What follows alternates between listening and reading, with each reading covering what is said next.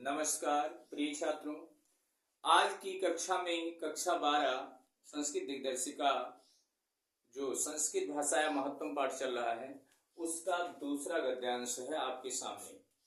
पहला गद्यांश बना दिया है अगले वीडियो में और दूसरा गद्यांश आपके इस वीडियो में प्रस्तुत है। आइए प्रिय छात्रों, ये गद्यांश अगर कंप्लीट कर लेंगे तो ये आपका 7 नंबर पक्का हो जाएगा। संदर्भ वही रहेगा कि प्रस्तुत गद्यांश हमारी पाठ्य पुस्तक संस्कृत दिग्दर्शिका के संस्कृत भाषा या महत्तम नामक पाठ से लिया गया है या उद्धृत है, ऐसा लिख देंगे संदर्भ। और हिंदी अनुवाद के लिए हमें इस पाठ को समझना होगा।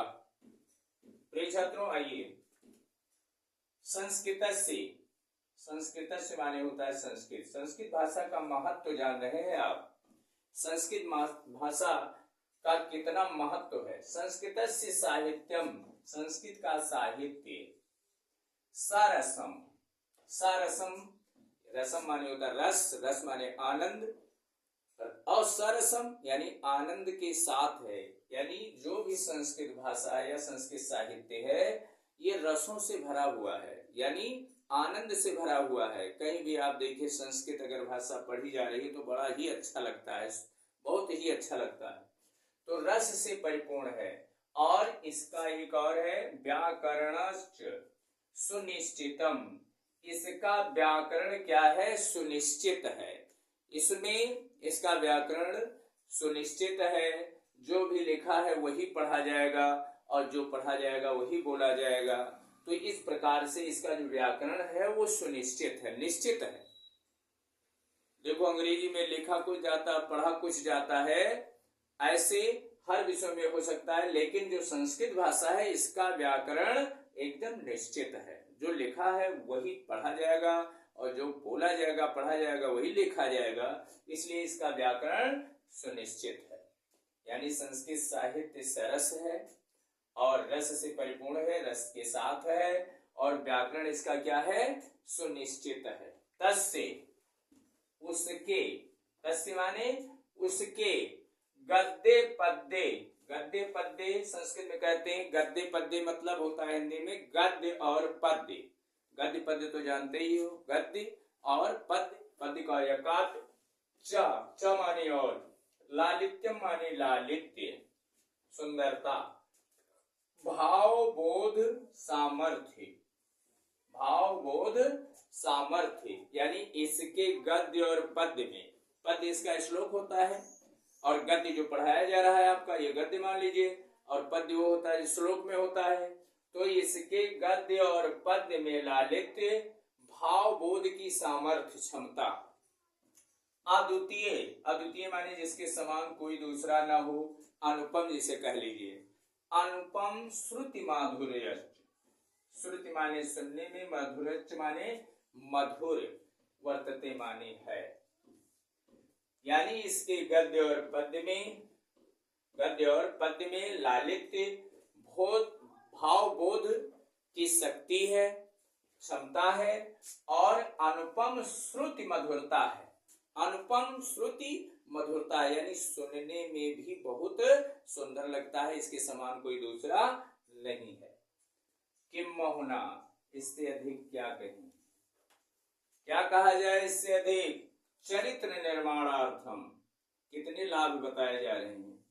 चरित्र के निर्माण में कहा गया है कि वृत्तम यत्नेन संरक्षित वित्तमायाति याति चा, अच्छिणो वित्ताक्षिणो वृत्तस्तो हतो हता।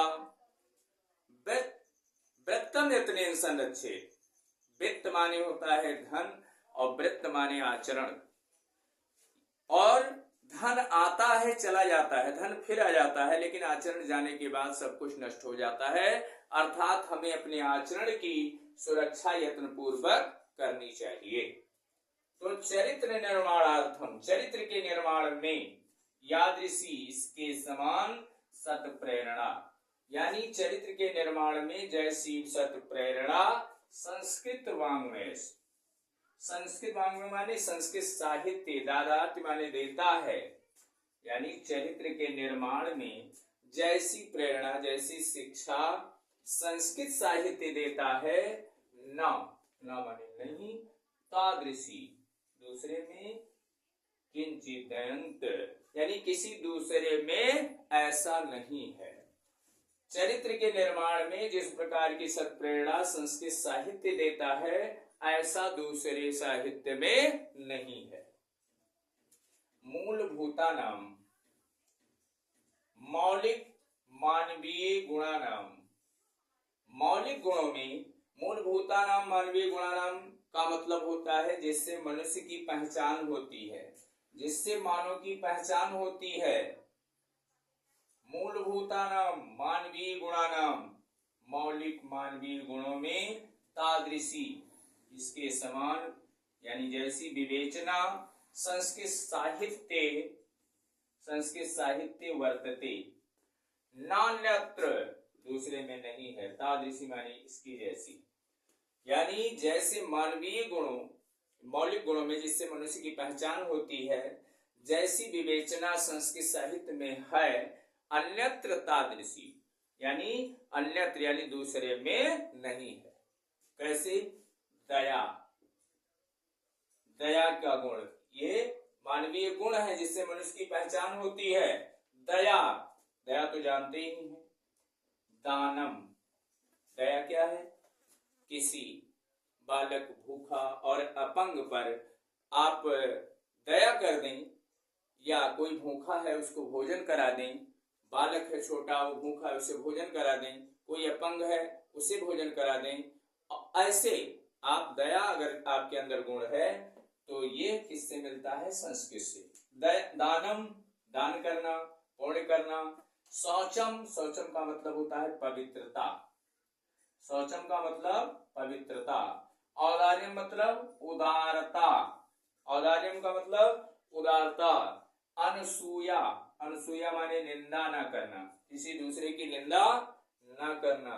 ये सारे गुण कहां से आ रहे हैं? संस्कृत साहित्य से। क्षमा, अन्य चाने के, अन्य और अनेक, गुणा माने गुण, अस्य माने इसके, साहित्य से माने साहित्य के, अनुशीलनेन अनुशीलन से, संजायन्ते उत्पन्न होते हैं। आइए यहां से देखते हैं। दया ये मानवीय गुण है जिससे मनुष्य की पहचान होती है। दया, दान, पवित्रता, शौचम का मतलब पवित्रता, उदारता, निंदा न करना, क्षमा और अनेक गुण इस साहित्य के अनुशीलन से उत्पन्न होते हैं, यानी आते हैं। किससे? संस्कृत से। तो संस्कृत भाषा या महत्व, संस्कृत का कितना बड़ा महत्व है प्रिय छात्रों, ये आप इस पूरे पाठ में जानेंगे कि संस्कृत कितना बड़ा चीज है, संस्कृत का साहित्य कितना महत्वपूर्ण है। आज के लोग तो संस्कृत पर महत्व ही नहीं देते हैं, लेकिन अगर कोई भी धार्मिक अनुष्ठान करना है, या शादी विवाह होता है, या कोई यज्ञ होता है, तो वहां पर संस्कृत की आवश्यकता अवश्य होती है। इसलिए प्रिय छात्रों, ये आपके पाठ में है, इसको तैयार कर लेना तो आपका 7 नंबर तैयार हो जाएगा। तब तक के लिए अपनी वाणी को विराम देते हैं। जय हिंद, जय भारत।